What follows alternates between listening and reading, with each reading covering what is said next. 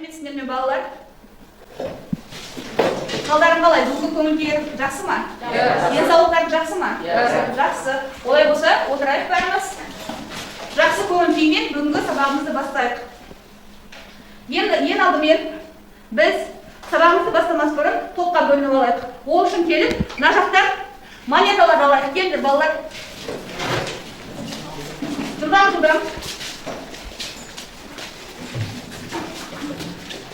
Жылдам монеталарымызды аламыз да, бірінші топқа Алматы апорты,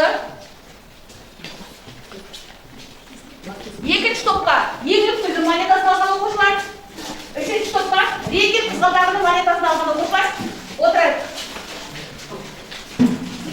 Енді монеталарымызды жақтап қарасақ, монетамызда ненің суреті бар балалар? Гүлдің суреті бар. Яғни бүгінгі сабағымыздың тақырыбы неге байланысты болады? Гүлге, өсімдікке, яғни Қазақстанның өсімдіктер әлемі деген сабағымыздың тақырыбы. Біздің оқу мақсатымыз тақырып ұқсас ғылыми және публицистикалық стильдегі мәтіндердің тақырыбын, түрлерін, әңгімелік сипаттау, талқылау, құрылымын салыстыра талдау, тұрлаулы және тұрлаусыз сөйлем мүшелерінің сөйлем жасауда өзіндік орнын, қызметін түсініп қолдану. Енді оқу мақсатына сәйкес бағалау критерийі. Тақырыбы ұқсас ғылыми және публицистикалық стильдегі мәтіндердің тақырыбын, түрлерін, құрылымын салыстыра талдайды. Тұрлаулы тұрлаусыз сөйлем мүшелерінің сөйлем жасаудағы өзіндік орнын, қызметін түсініп қолданады. Критериймен таныстық балалар. Енді Блум түймедағы әдіс арқылы біз Блум түймедағынан гүлдер сұрақтарды алып, өткен сабағымызды пысықтайық. Кәне, кім келеді ортаға? Енмара келе ғой. Нұрасыл келе ғой. Тағы да Нұридин келе ғой. Дәурен. Өшке тұр жауап береге. Тағы да Алина.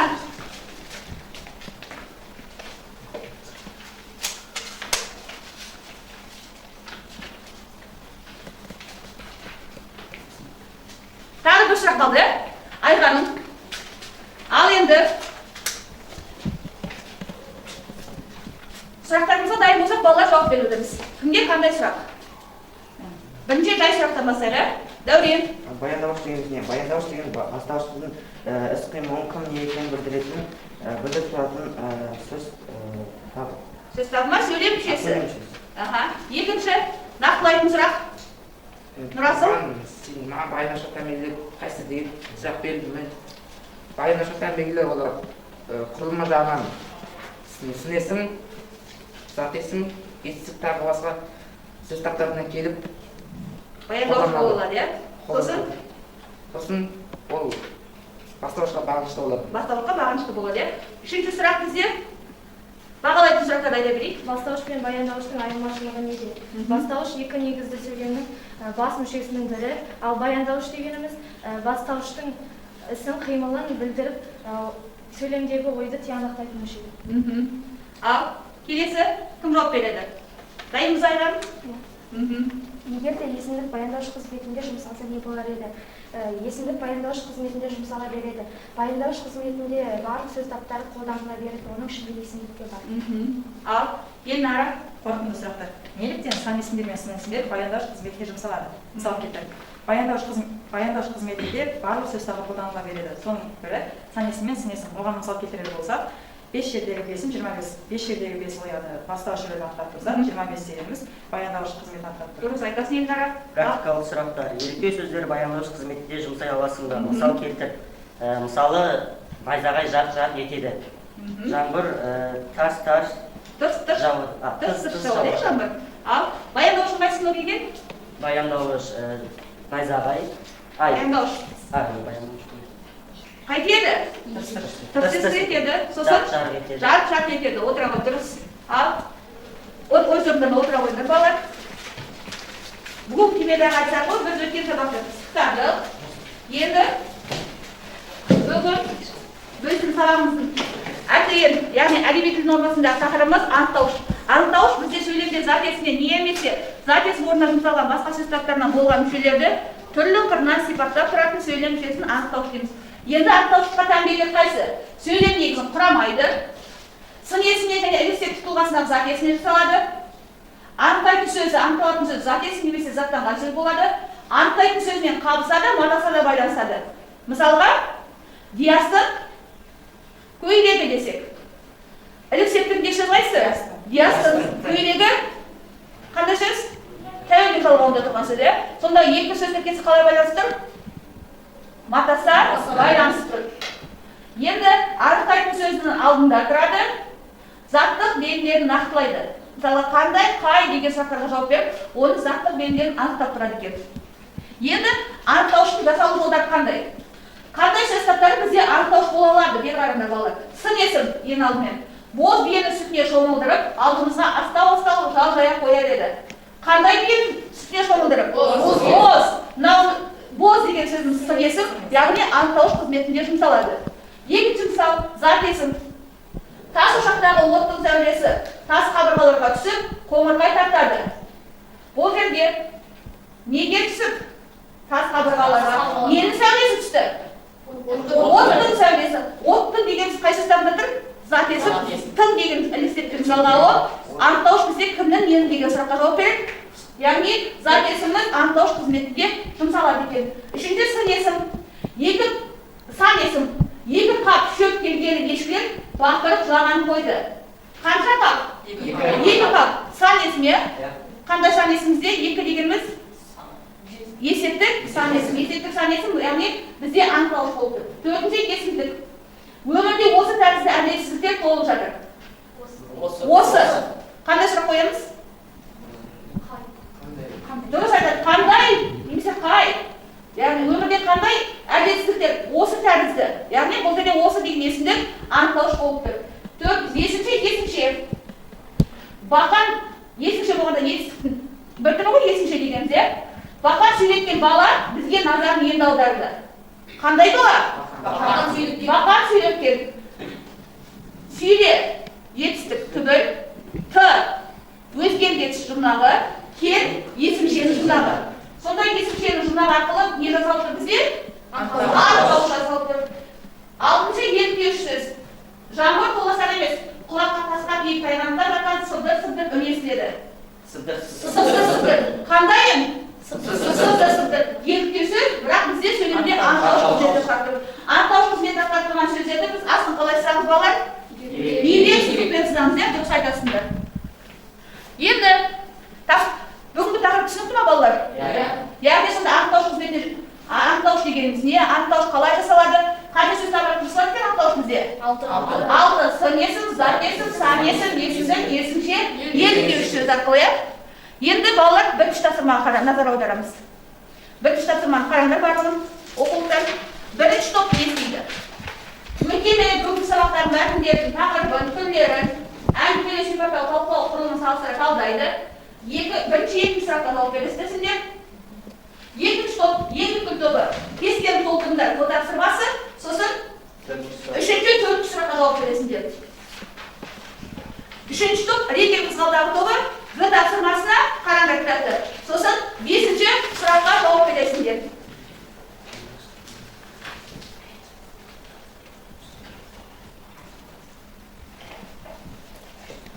Тапсырманы дискриптивтің атар olarak болады. Мәтіндердің тақырыбын, түрлерін, құрылымын салыстырып талдайды, сұрақтарға жауап береді, морфологиялық талдау жасайды, анықтауыштарды анықтайды.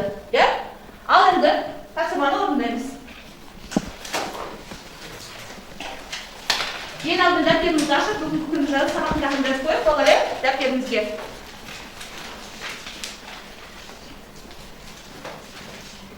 Бүгінгі күнді жазып, сабақтың тақырыбын жазып қойып дәптерге. Одан кейін тапсырмаларды мұқият орындаймыз.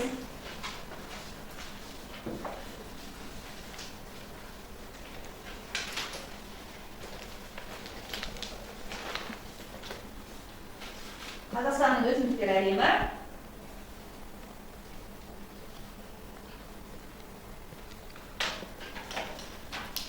Сендер дәрілік және улы өсімдіктер іздейсіңдер, білесіңіз ғой, дәрілік өсімдіктер, улы өсімдіктердің өлекері. Сендер рафт әдісі бойынша тапсырманы орындаймыз. Рафт дегеніміз білеміз ба, рафт әдісі таныс ба балалар бізге? Таныс.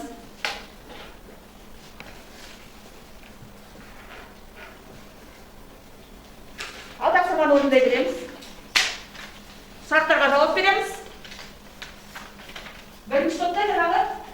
мәтінді салыстыру керек болады, иә? Өткен сабақтағы мәтін мен бүгінгі сабақтағы мәтін. Бірінші мәтінді оқып шығыңдар.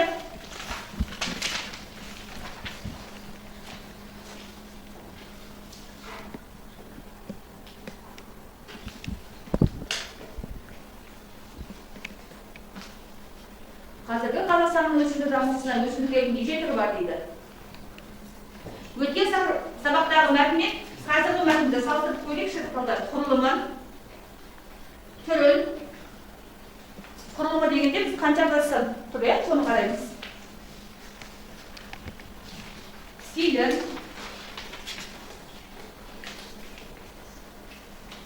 дайынбыз балалар? Ал енді ары айта қой. Өткен және бүгінгі сабақтағы мәтіндердің тақырыбы. Біз өткен сабақта жануарлар, яғни Қазақстанның жануарлары туралы өткен болатынбыз. Қазақстанда жануарлардың неше түрі дамығанын білдік.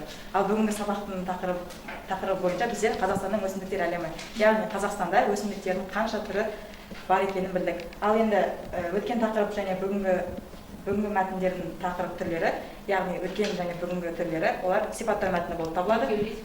Ал құрылымы жануарлар әлемі туралы мәтін ол 3 абзацтан тұрады, ал өсімдіктер туралы мәтін ол 5 абзацтан тұрады. Екеуінің стилі ғылыми стиль болып табылады. Ғылыми стильде жазылған, иә? Тамаша, отыра ғой Елнара. Сұрақтарға кім жауап береді балалар топтың ішінде? Қазіргі Қазақстанның өсімдіктер өсімдіктер неше түрі бар? Ал айта қой Дәулет. Қазіргі Қазақстанда өсімдіктердің 6000 түрі бар. 6000 түрі бар екен, иә? Отыра ғой. Екінші сұраққа кім жауап береді? Алина, айта ғой. Оған Қазақстан жерінде шөлейтті аймақтардың көптігі, топырақ пен климат әсер етеді. Дұрыс, иә? Неліктен аз деген сұраққа жауап берді? Дұрыс жауап берді Алина. Енді екінші топ дәрілік және ол өсімдіктер кепкен топырақ. Үшінші төртінші сұраққа жауап береміз. Үшінші төртінші сұраққа жауап береді топта. Ал, Диас айта ғой. Қазақстандағы өсімдік жағынан бай өлкені атаңдар. Қазақстандағы өсімдік жағынан бай өлке Қазақстанның таулы аймақтары болып саналады. Таулы аймақтары, иә? Отыра ғой. Ал төртінші сұраққа кім жауап береді топта? Нұридин. Қазақстанның бүкіл аумағының қанша пайызын ормандар алып жатыр? Қазақстанның бүкіл аумағының 11,4 миллионға жуығын алып жатыр. 11,4 қандай? Миллионға жуық гектар ма? Иә, 11 миллион гектар жерін алып жатыр екен. Енді дәрілік улы өсімдіктер кесел толтырдыңдар ма? Кім толтырды? Ағылке. Дәрілік өсімдіктерге алоэ, жусан, таңқура, жидек өсімдіктер жатады. Ал улы өсімдіктерге қандай өсімдіктер жатқызамыз? Улы өсімдіктерге саңырауқұлақ, итжидек, қалай, сүтіген, балдыр, улы сарғалдар жатады. Қалаға, иә? Иә, қалаға. Отыра ғой. Тамаша. Ал енді үшінші топтың дайындығын көрейік қазір. Үшінші топқа біз қандай тапсырма бердік? Бесінші сұрақтан рақ әдісі бойынша. Ал әлше бізде рақ әдісі бойынша жазып қойды. Ал оқи бер, қатынды әлше. Жамбыл облысының өсімдіктер әлемі. Құрметті сыныптастарым, бізді қоршаған ортамызда өсімдіктер әлемі деген дүние бар. Солардың арасында Жамбыл облысында өсетін өсімдіктер түрі көп. Біз жақ таулы өлке болғандықтан өсімдіктеріміз суық климатқа төзімді болып келеді. Мысалға, жусан, мия, түймедақ, қазжуа. Олар бізге жиі кездесетін өсімдіктер. Сирек кездесетін өсімдіктер аз, оларды қорғайық. Тамаша. Енді 5 сұраққа кім жауап береді топта? Абдулла. Қазақстанның өсімдік және орман әлемін байыту үшін қандай шаралар қолдану керек деп ойлайсыздар? Шырша ағаштарды егу керек. Оларды егіп қана қоймай, суғарып баптау керек. Сол кезде ормандар көбейе бастайды және ағаштарды кеспеу керек деген ойда. Ағаштарды кеспеу керек. Әрбір ағашқа қамқорлықпен қарау керек. Ал тамаша жауап болды. Енді қалыптасушы бағалау ретінде 2 жұмыс бір тілек әдісі бойынша балалар бағалап берейікші бір-бірімізді. Ал бірінші топ, екінші топқа, екінші топ, үшінші топқа, үшінші топ, бірінші топқа бағалайды. Кім? Екінші топ. Жылқышыларын кімге бересіңдер? Жылқышыларың бар ма алдарында? Бар ма? Аха. Ал Ернар айта ғой, екінші топта кімді бағалайсыңдар? Мен 2 жұлдызды тілек бойынша екінші топтан Ағаркені бағалағым келеді. Себебі Ағарке олы және дәрілік өсімдіктерді өте керемет айтты. Сонымен қатар Нұридинге 1 жұлдызша бергім келеді. Ал тілекті Дулатқа айтқым келеді, яғни сабаққа белсенді қатысу. Дұрыс айтасың. Сабаққа белсене қатысу керек Дулат. Ал тағы да кім бағалайды топтан басқа? Болыңдар ма? Ал екінші топ, үшінші топта кім бағалайды топта? Диас. Мен Алишерге 1 жұлдызымды бергім келеді, өйткені ол хатын әдемі қылып жазған, бәрін сипаттаған. келесі бір жұлдызымды Айғанымға бергім келеді. Ол тапсырмаларды өте керемет орындаған. Яқында шарт тапсырма орындады, иә? Шарттар жауап берді ғой. Ал Абдулланы ешкім бағаламай ма? Нұридин, Абдуллаға кім бұқша береді? Мен сонда Абдуллаға бергім келсе, ол біздің әлемге қалай, яғни ағаштарды егу керектігін және оларды баптау керектігін бізге ескертті. Және бір жұлдызымды Алинаға бергім келеді. Ол сұрақтарға өте керемет жауап берді.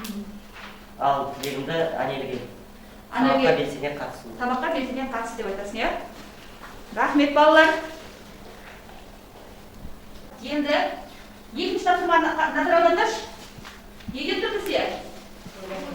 Өлеңді сында неше өсімдік атауы кездесетінін анықтаңдар деді. Кім көп табады? Өлеңде кездесіп өсімдік атаулардың түсіндірмесін тауып келіңдер деді. Ал енді 14-ші аудио мәтінге. 14-ші аудио. Жер түбі. Ағашта өзің білген қарағай тау, жалғыз-ақ неше алуан түрлісі бар. Дуана ұшқан шетен ырғай арша, ақсасы қызыл қайың барша шынар. Шырғанақ сөмке терек сөкет енен, үйеңкі шырғай алғын тұрандылар. Сарағаш қой қараған жиде-жиден, тоғылғы түйе құрттар. Қараған, бозқараған, жеңгел шілік, сықылды ағаштардың талайы бар. Биікке бітен шөптен сары түйіп, тістеніп жағы жұлып малы сүйіп. Қымызын сары түйіктің шеміздеп, алғандар қоныстайды ұстай биік. Тау қонақ, шай шөп, маңға, құлың ембес, сүттіген, еңлік, үйіз, киіз киік. Ақшалғын, көкем арал, бекеге, рам, жабрақ теңге, бүйра, қисы, қиық.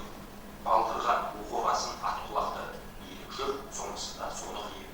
Жүлкеуір, бәргі, шырыш, шыды, сауылы, бие емшектің текті бие. Мұндамыр, жуа, рауғаш, жау жапырақ, балауса, сорғыш, селдір, ермен бақпақ. Сыбызғы, жалғыз, құлмақ, қарақия, шоңайна, меңдуана, сора, шақпақ. Ішінде сол қурайдың сұлу солар. Шырмауық, кендір, қылша, жылан қияқ. Қаншыға, қоға, сасық, аққой болып, бөлінген жуалар мен таусармысақ. Қымыздық, қыстаумалдық дейтіндерге ат қойған тау менде сүйір шынақ. Өріске біткен осы өңкей сүттің ішінде бір сүйкімсіз отырдырақ. Қалақай, қара таңғыл болайтқан, сүйені, сүйкенгенді шықшып тұран.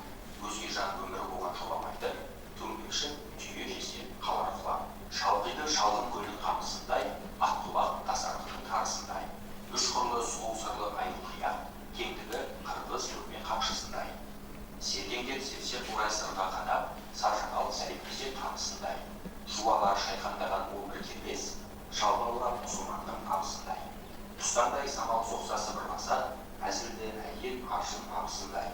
Солармен сұбырласы болмайды жел, дөкектің көкпар тартқан шабысындай. Неше елді аттандырған құтты қоныс, әлі де әсемді тұрнау солай. Суретін сөз баяндап жетісе алмас, жерінің жетісудың әрі солай. Ал балалар, Ілияс Жансүгіровтің өлеңіне берген болатын. Үзінді енді өлеңде қанша өсімдік атауы кездесті? Қандай ғана өсімдіктер атауы? Жазып отырдық па? Кім санап отырды? Ал Айша санады ма? Қанша өсімдік атауы кездесті? Ол жерде 30-дай өсімдік атауы кездесті. Мен өзім жазып алдым. Қарағай, арша, қызыл қайын, үйеңкі, түйеқұйрық, сары түйіп, тауқонақ, енілгүл, қорғасын, шырыш, мылтамыр, жалбыз, шырмауық, қанжыға, қалақай. Рахмет, Әлішер. Ал Ілияс, сен санадың ба қанша өсімдік атауы кездескен?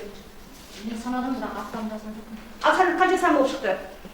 Санап шық. Ал сен қандай өсімдіктің аттарын жазып алдың? Қарағай, долана, ақсасы, шырғанақ, сарыағаш, тобылғы, бозқарағай, сарытиек, еңлікгүл, ақшалғын, балдырған, мыңтамыр, бақпа, шырмауық, қонжыға, саумалдық, қалақай. Қалақай. Ал тағы да кім жазды? Қандай өсімдік атауларын жаздық? Ағытке қандай өсімдік атауларын жаздың? Қызыл қайың, сарыағаш, жайшөп, жапырақ, шырмауық, қымыздық, қалақай, қамыс, жуа. Ал тағы да кім жазды? Ерасыл. Мен көбісін жазған жоқпын. Ал енді жазбағанда өзгергендерді айтайын. Шырмауық, қалақай, жалбыз, арша. Отыра ғой. Ілияс, саған қанша санадың ба? Менде 30-40 шақты өсімдіктердің саны шықты. 30-дан аса өсімдіктің аты шықты. Ал рахмет балалар. Енді жаңа атауларын жаздық қой балалар, сол өсімдік атаулары алдымызда түсіндірмелі сөздік тұр. Қалиевтің сөзі тұр, сөздігі. Соны ашамыз да ішінен өсімдік атауларын түсіндірмесін аламыз. Мысалға дейді, қалақай, немесе арша деген сияқты. Қай өсімдік жазасыңдар? Арша. Жылдан да біздерді балалар, көмектесеміз, бірге топтен орындаймыз.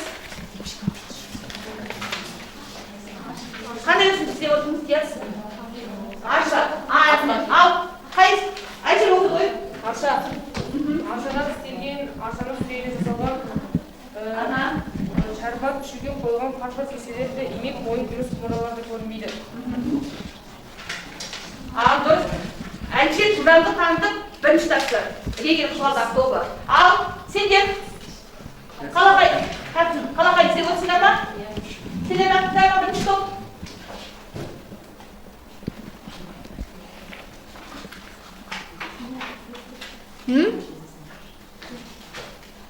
Қалақай. Жылдамдап іздейміз. Реген Қызғалдақ тобын екінші өзіміз алады.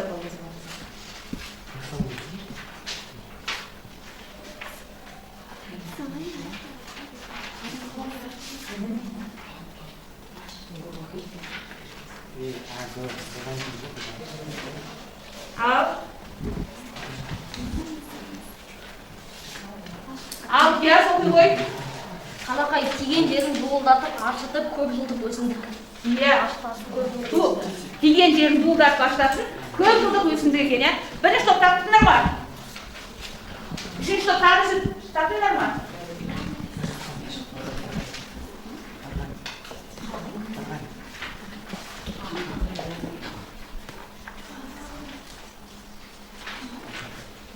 Ал, балалар, бірінші топ іздеп отырған кезде, екінші, үшінші топ өзара бір жұпта жұмыс істедік қой жаңа, иә? Сол бір-біріміз бағалап шыққаны. Бір-бірімізді өзара. Бірінші топ Әлшермен кім шықты, иә? Абдулла екеуміз деді. Ал, Абдулла Әлшерді бағалап жүр шыққаны? Әлшер өте жақсы танысты. Қазірде осы ашық тілінің қандай ендігі бар, соны жылдам танытып бізден қарағанда және жауаптарға да жақсы жауап берді. Жақсы жауап берді. Дұрыс айтасың, отыра ғой. Ал, екінші топтан, екінші тобынан? Мен Диасты мақтағым келеді, себебі ол біздің топтан қалақайдың өзі іздеп тапты және жақсы жауап берді. Аха, отыра ғой. Ал, бірінші топтан Алмат апорды қай өсімдік таптыңыз? Сексеуіл, айта ғой, ал. Сексеуілдік пен құмыртқаларды жақсы көреді. Ұзақ уақыт сортталады, демалады. Ал, енді бір-біріңді бағалаңдар. Алина мен Мерей, екеуі бір-біріңді. Алина, Мерейді бағалашы. Екі жұлдыз әдісі бар? Жоқ, өзара бағалашы, бір-бірден бірге. Мерей, кеп айтасызды. Қандай тілек айтасың, немесе қалай бағалайсың Мерейді? Мерей бұған сабаққа өте жақсы қатысты. Бұрынғы тақырыптағы бір өсімдіктің мәтінін оқып берген үшін біз соны білдік. Мерей, нені іздеп тапты жаңағы? Сексеуіл өсімдігінің түсіндірмесін тапты, иә? Сол үстен отыра ғой. Енді балалар үшінші тапсырмаға назар аударайық. Берілген нұсқа бойынша сөйлем құрамдар дейді. Бірінші топ, екінші топ, үшінші топқа. Нұсқаны қараңдар. Одан кейін өлеңді мәнінде оқып шығамыз. Іштей әр тапсырмасы. Өлең деген анықтауыштар тауып, асын сызындар, қарамет жазылған сөздерге лексикалық талдау жасаңдар дейді. Дескриптор сөйлем құрайды, анықтауыштар табады, лексикалық талдау жасайды. Ал кім нені не істеді? Не неден не істеді? Кім қайда не қылды? Осы сұрау сөздер бойынша сөйлем құрайық. Ал Ерасыл айта ғой. Кім қайда не қылды? Аха. Айдар далада аққайың екті. Айдар далада аққайың екті. Дұрыс. Ал кім? Дулат жауап бере ма? Жауап бере ғой Дулат. Не неден не істеді? Бір тамырдан нар алады. Бір тамырдан нар алады. Неден не істеді? Гүл деген қандай сұраққа жауап береді? Не деген сұраққа жауап береді? Ал бірінші топтар кім жауап береді? Ғалымдар Алматы апортын зерттеді. Ғалымдар Алматы апортын зерттеді. Дұрыс. Не деген сұраққа жауап беретін сөз қайсысы бұл жерде? Алматы апортын, дұрыс айтасыңдар. Енді өлеңді мәнінде оқып шықтық па іштей? Ішінен сіз есімдеп тарттық па балалар? Ал кім оқиды? снесін тапты. Бірінші топтан кім жауап береді? Дәулет. Бұл жерде снесімдер балауыздан алып, ақ, күрең, көлденең, қыраннан. Күреңнан. Күреңнан, көлденең, қыраннан. Күрең, е? Көлденең деген снесін боламайды. Қалай дейді ол тұстау көреді, е? Қырандың, дұрыс айтасыңдар, е? Элексептердің сұранды. Ал ол жерде бір снесінге марфолог топтау кім жасайды бізге тақтаға шығады? Кім тақтаға шығып талдаушылар береді бірінші топтан? Ал екінші топтан кім шығады? Қандай снесінде бар екінші топта? Сапсары. Сапсары дұрыс айтасың? Жалғыз. Жомарттықтың. Дұрыс айтасың. Сылқылдатып қалай? Ол снесін болмайды. Тұстауық болады ғой. Ал келесі үшінші топтан? Сұлу, сылғын, серліктің.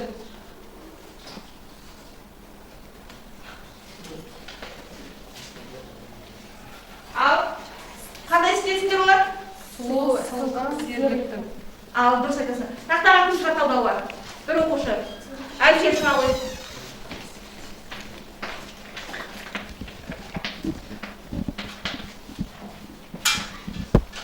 Біз сөздерге марфолог алып шығады.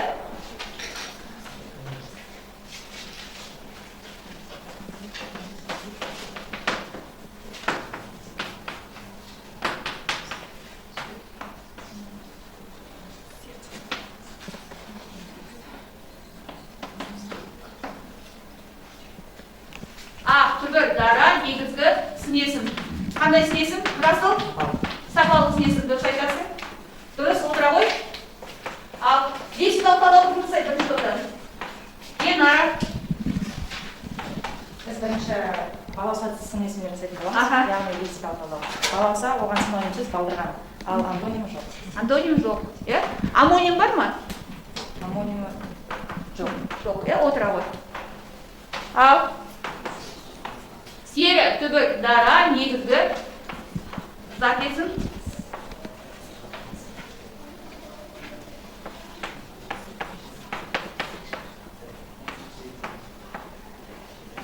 Сері дегеніміз зат есім бола ма, снесім бола ма? Әлішер? Түбір, дара, негізгі зат есім. Лік. Зат есімден, зат есім. Туды, рат. Рыма, ну, аяғын жүндемесін. Тудыратын, жұрнақ, Арай.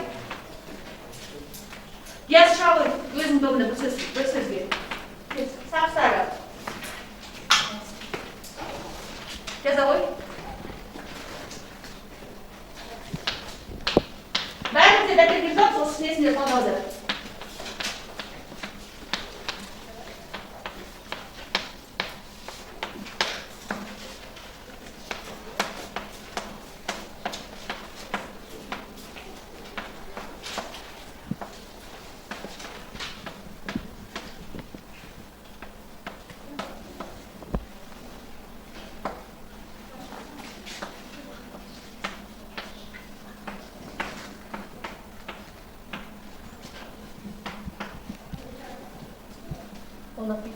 Ал, оқып берші.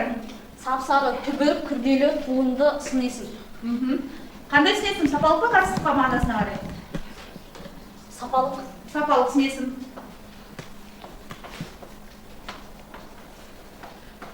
Лексикалық талдауда кім жасайды? Алина. Ақ сөзі. Синонимі жоқ, антонимі қара. Ақ, қара. Амонимі ше?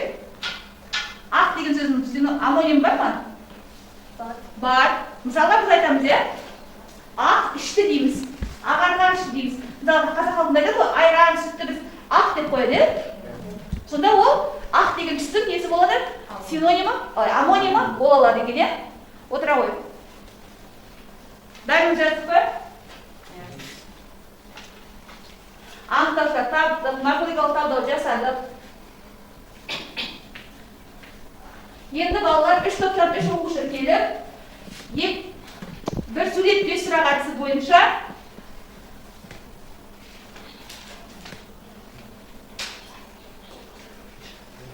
ал енді осы бағалап келейікші өз-өзіңізді. Жаңа кім жауап берді? Үшінші тапсырма бойынша. Ал Ерасыл жауап берді. Өзіңді қалай бағалайсың, Ерасыл? Мен бүгінгі сабаққа жақсы қатысып отырмын. Үшінші тапсырмаға жақсы атсалысың, иә? Нақты айтасыз, қай тапсырмаға екен? Үшінші тапсырмаға қандай атсалысты?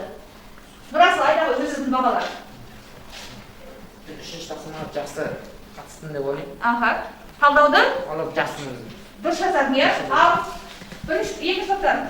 Диас айта ғой өзіңіздің бағалар, Диас? Мен үшінші тапсырмада өзім жақсы қатыстым деп ойлаймын.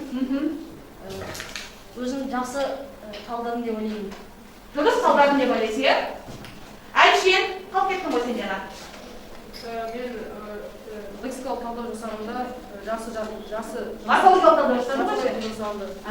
Жақсы істедім деп ойлаймын. Өзіме 1 жыл баға беремін. Ал балалар бір сурет 5 сұрақ әдісі бойынша кім келеді ортаға? Яқтан суреттерді алып, құрастырып, кел. Нұрекең кел ала ғой. Ана артынан плакат әпере салдар қыздар. Жақсы сұрағымызда не істейміз? Суретті құрастырамыз да 5 сұрақ қоямыз. Келесі топ сол сұраққа жауап береді, иә?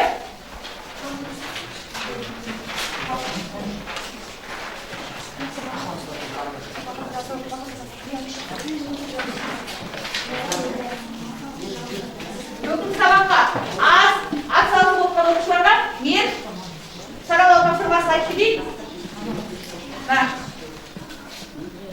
Дулар, мына топтан Анель, мына сұрақтарға жауап бересің.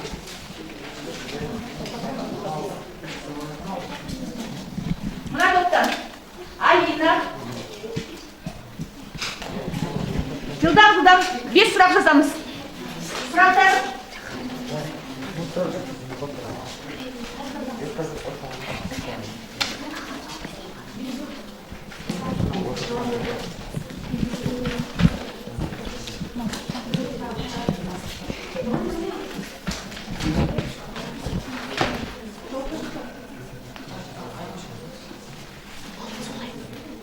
Жақсылық па? Енді шөлек сұрақтарды көріп жылдам тұрады. Маркермен. Маркерлер қанша болады?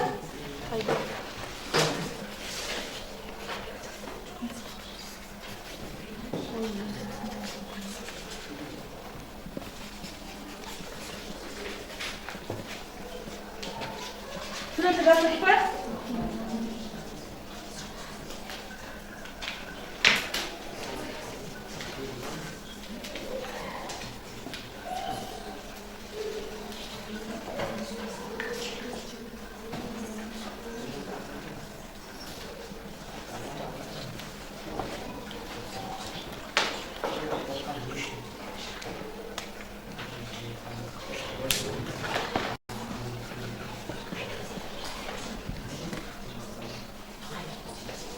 Болдық па балалар?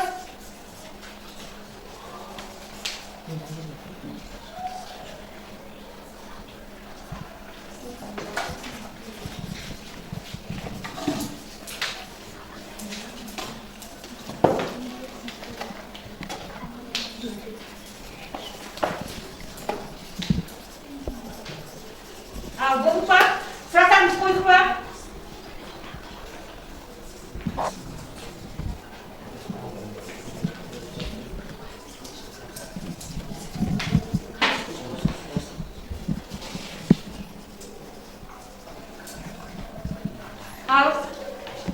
Жылдамдап қол жауап берейік балалар. Кім болды? Плакаттарды апарады бір-бірімізге.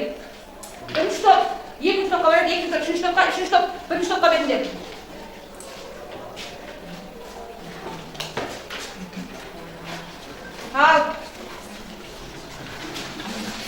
Орныңызда отырып жауап берейік.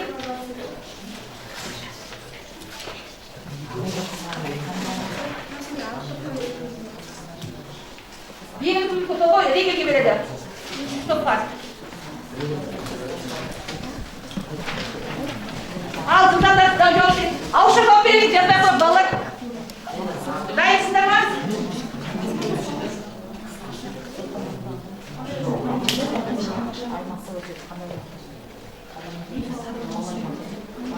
Жоқ, сіз білесіздер ма, дайынсыздар ма бірінші топ?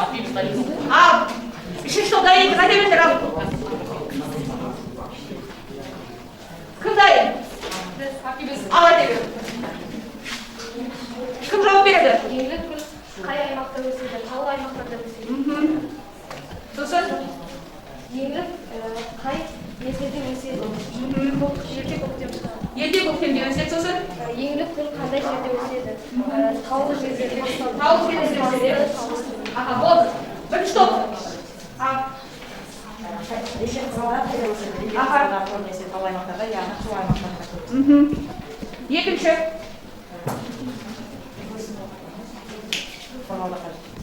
Бұл өсімдіктер не үшін қорғауды қажет етеді?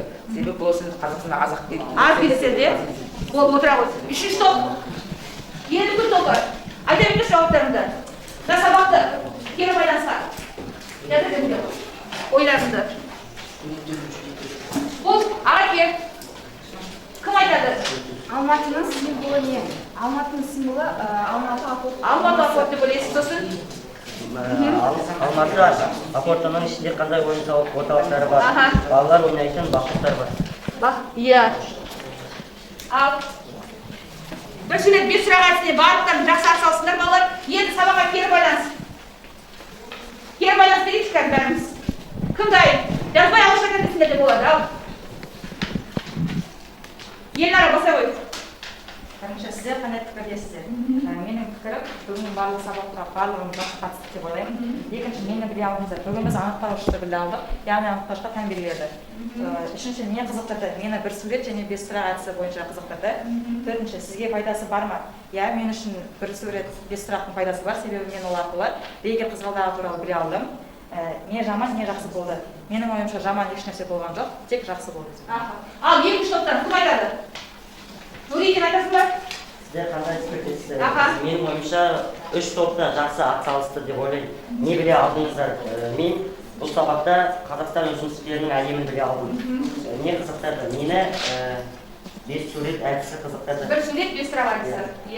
Сізге пайдасы бар ма? Иә, маған пайдасы біз апорт алманың қай жерде өсетіні және оның ғалымын біле алдық. Не жаман, не жақсы болды. Бізге ештеңе жаман болмады, тек жақсы болды. Балалар, тоқтайтыңдар. Бір минут. Ана секілді сұрақ дегенді бағана ұмытып кетті, қалып кетті. Алина, қандай сұрақ кетті саған? Секілді сұрақты. Анықтауышқа тән белгілерді айтады. Анықтауыш сөйлем негізін құрамайды және де ол элексивтік пен тұлғасына затесімнен есімдерді жасайды. Анықтайтын сөзі затесім немесе заттамалы сөзді анықтайды. Ол, рахмет, отыра ғой. Жақсы. Арнел. Анықтауыш қандай сұрақтарға жауап береді? Қайдағы не дерегі? Қашанға не? Кімнің ендіген? Анықтауыш деген бізде болады. Анықтауыш дегенімізде сөйлемде зат есім орнына жұмсалған басқа сөз таптарынан болған мүшелерді анықтауыш дейміз. Ал. Рахмет, стикердегі сауалда әрсі бойынша жауап беріңдер. Енді мына үшінші топ кері байланыс, кім кері байланыс береді? Айғаным. Менің ойымша, менің пікірім үш топта сабаққа өтесіне қатысты. Менің Қазақстанның өсімдігі және анықтаушыларды біле алдым. Мен қызықтырды, бір сурет, бес сөйлем әдісі қызықтырды. Сізге пайдасы бар ма? Иә, пайдасы өте көп, себебі Қазақстанның өсімдіктері жайлы біліп, жаман нәрсе болмады, жақсы нәрсе Қазақстанның өсімдіктері жайлы көп ақпарат береді. Рахмет, отыра ғой айғаным. Тағы айтатын бар ма? Жоқ қой. Тамаша балалар, кері байланыс бәріміз тамаша бердік. Енді сабағымызды аяқтап, бүгінгі сабақты бағалап кетейік. Бүгін сабаққа бесінде қатысқан оқушыларға өте жақсы бес деген бағаны бердік. Бірінші топтан Елнараға, Дәуренге, Нұрасылға, екінші топтан Диасқа, Нұридинге, Арыкеге, үшінші топтан Әлішерге, Алинаға, Айғанымға, Абдуллаға беріп, өте жақсы бес деген бағаны. Жақсы деген бағаны бірінші топтан Алина, Мерей, аталысқан екінші топтан Дулат, үшінші топтан Ерасыл, Абдулла, Анель, жақсы деген бағамен бағалаймын. Үйге тапсырма, төртінші тапсырманы аламыз балалар. Келесі сабаққа төртінші тапсырмада берілген сөйлемдерді аяқтап, анықтауыштарды тауып, астын сызып келеміз. Сабағымыз аяқталды. Қош, сау болыңыз.